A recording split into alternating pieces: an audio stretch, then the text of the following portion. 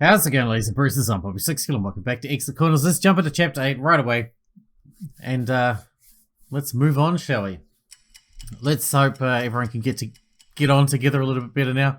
Well, except for Ray and Liza, of course, because they're dicks, so it's unlikely. Previously on Exit Corners. No, we don't need a recap. We're playing it right now. I suppose that when they actually made the game, they released it one chapter at a time and had big gaps in between. So that would make sense.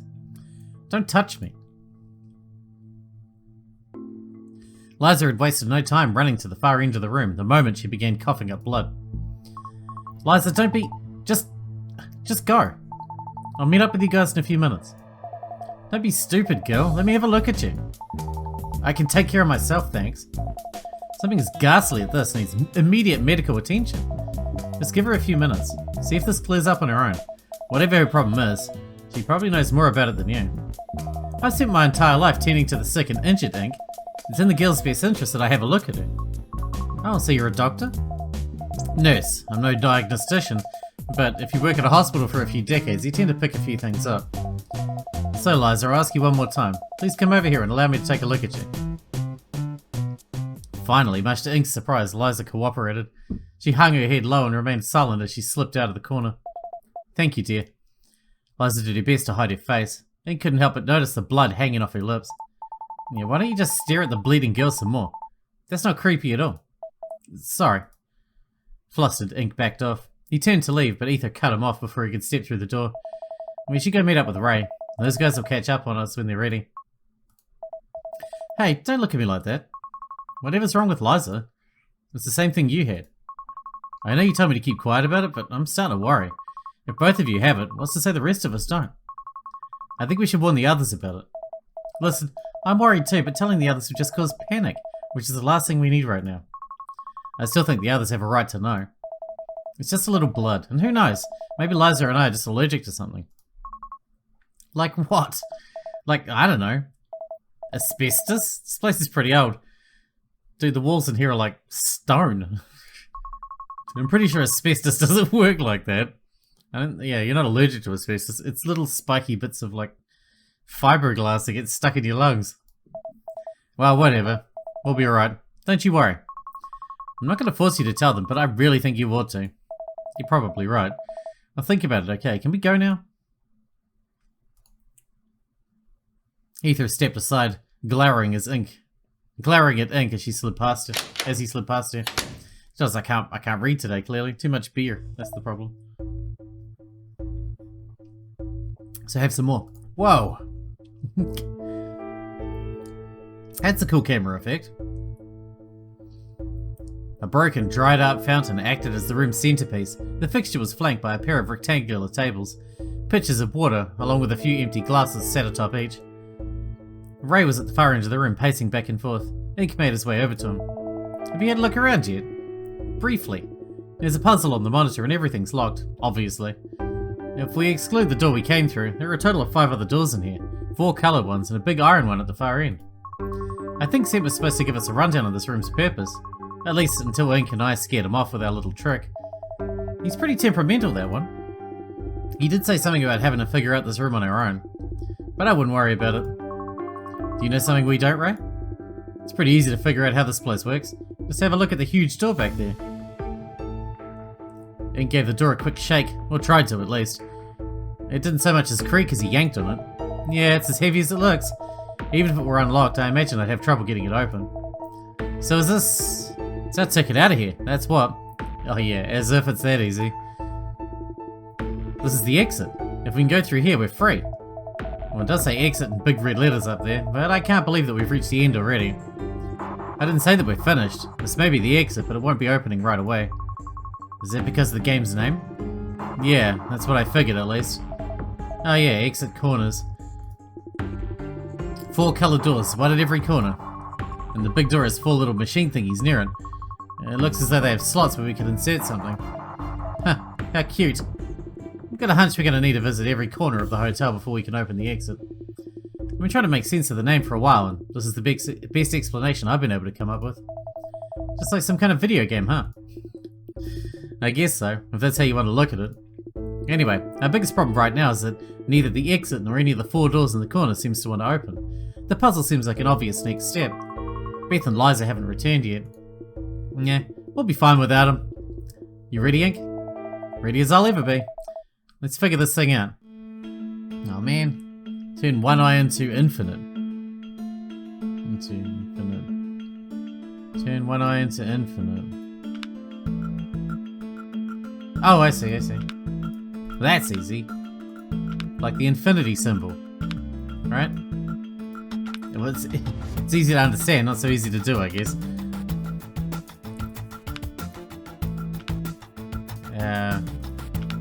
Suppose I should finish this off, make it look nice. Otherwise, I don't want to leave it looking shitty, you know. People will be disappointed in me.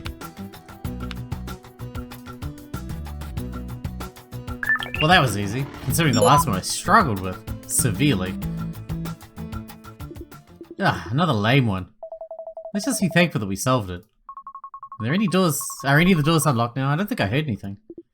Don't know. Let's check. Let's try the red one. No dice. The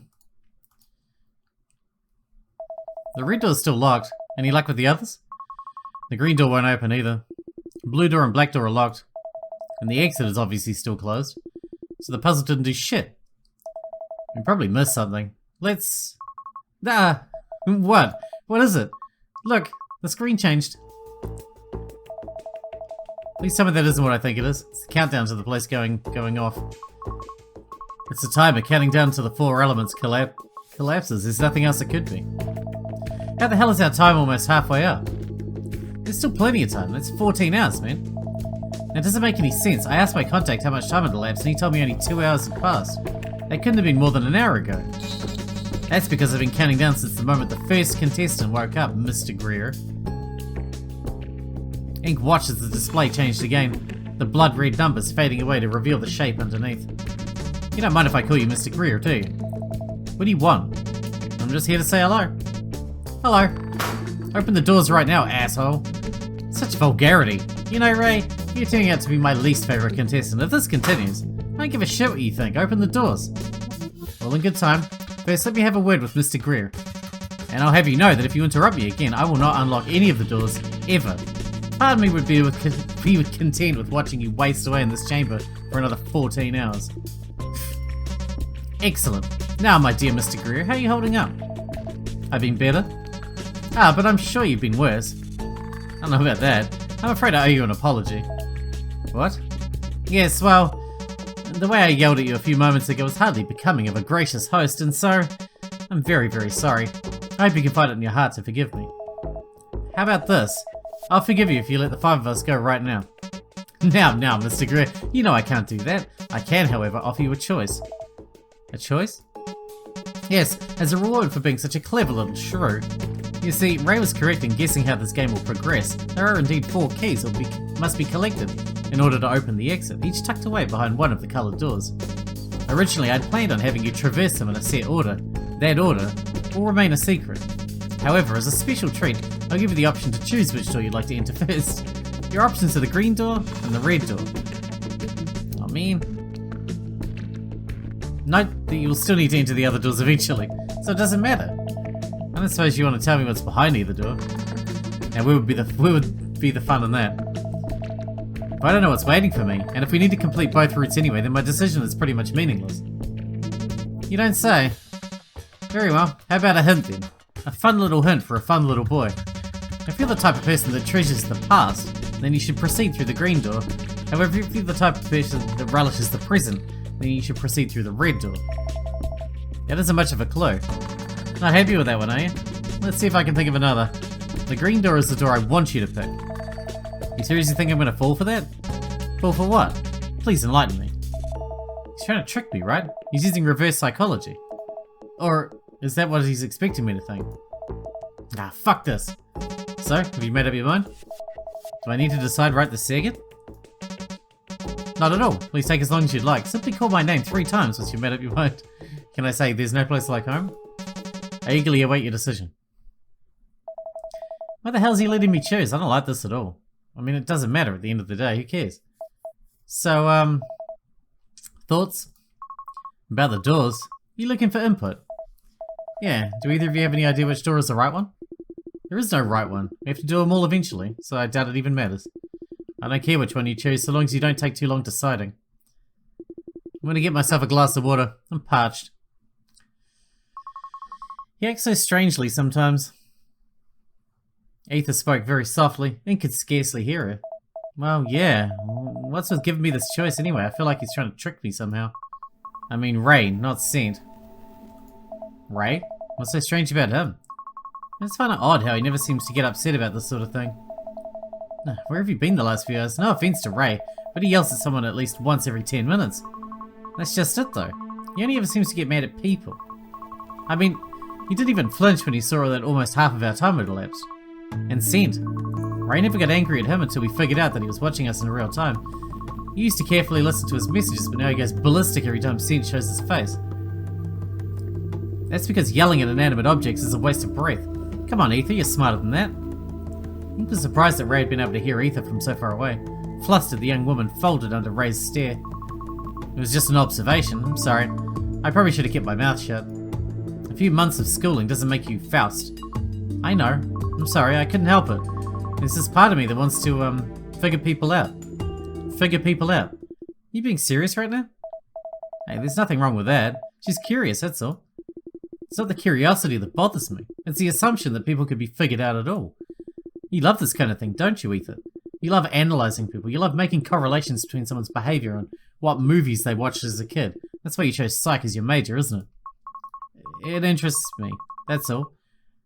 I want to learn to understand people. Thought so. In that case, allow me to offer you a little piece of advice. Give up. Give up? What you're trying to learn is impossible. If you think your psych course is actually going to help you understand how other people think, you're going to be disappointed. You ought to drop out and do something useful with your life while you still have the chance. Hey, who are you to tell other people how to live their lives? I'm just trying to help her out, man. It's okay, Ink. And Ray, I'm sorry you feel that way. You know I'm right about all this. Go learn some practical skills and join the workforce. Don't listen to him, Ether. I think it's great that you're studying psych. It's a super cool field. Ray doesn't know the first thing about your program or how useful it is. That'd be where you're wrong. Am I? Unless you took psych courses at Bellbridge, you don't have any place to talk. Fun fact, when I was at Bellbridge, I was taking a 220% workload. I was aiming to minor in psych and maybe a few other things, on top of my computer science major. 220% workload? This guy? There's no way. You were taking psych classes at Bellbridge? Why? For the same reason you are. I want to know how people work. See, when it comes to computers, behavior is easy to predict. If you delve down deep enough, everything is just binary, on or off, yes or no. It doesn't get any simpler than that. I enjoy programming because when I give a computer instructions, my commands are followed to the byte. It doesn't stop at computers either. Everything in the universe abides by a simple set of rules if you delve deep enough. You just need to keep breaking things down until it's easy enough to understand. Even something as volatile, formless and destructive as fire can be controlled if you know how it behaves. But people don't work like that. That's right, you can't just break the human consciousness down into ones and zeros. There's something more than that. Yeah, and I thought that I'd be able to learn more about it by taking some psych courses. But I couldn't. Nobody can.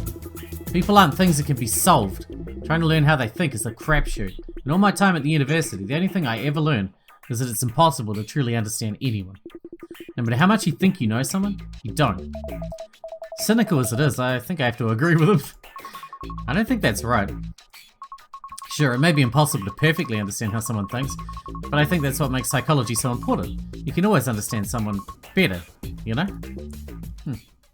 You're a pretty interesting girl, Ether. It's a shame that you're going to learn about people the hard way. Liza and Beth had finally returned from the neighbouring room. They brought with them some relief. Not only did they interrupt a conversation that Ink was eager to cut short, but it appeared Liza had recovered from whatever had been ailing her. Liza, are you alright? Yeah, good as new. Or whatever. Her bleeding and coughing had slowed down a bit by the time I examined her. Whatever it was, it eventually stopped on its own. You weren't able to identify what it was? I'm afraid not. I pray it was just a one-time affair, but given how strange today has been, who knows what it could be. In any case, I'm going to be keeping an eye on her. Good call, Liza. You let Beth know if you start to feel sick again. I don't need to be babysat, okay? The Gemini's telltale tone rang through the air. Oh, that's Sean. Hey, Ether? Yeah? Could you fill Beth and Liza in on what they missed while I messaged Sean? Sure, I guess now would be a good time to take a small break. I'd appreciate that. That heated room earlier certainly took its toll on me. Alright, Sean, tell me you found something useful. Incaroni, you still alive? Please don't call me that. How are things coming along? I finally managed to break into your room and to open your window from the outside. I've had a look around. And anything useful? As a matter of fact, yeah. Say, Ink, you're a pretty tidy guy, right? I'd say so. Why? There's a bit of a mess in here. Your bedsheets are sprawled everywhere, and there are a few things that have been knocked over between your room and the front door. Whoever it was that entered and left through the front door. What's weird, though, is that there are no signs of forced entry.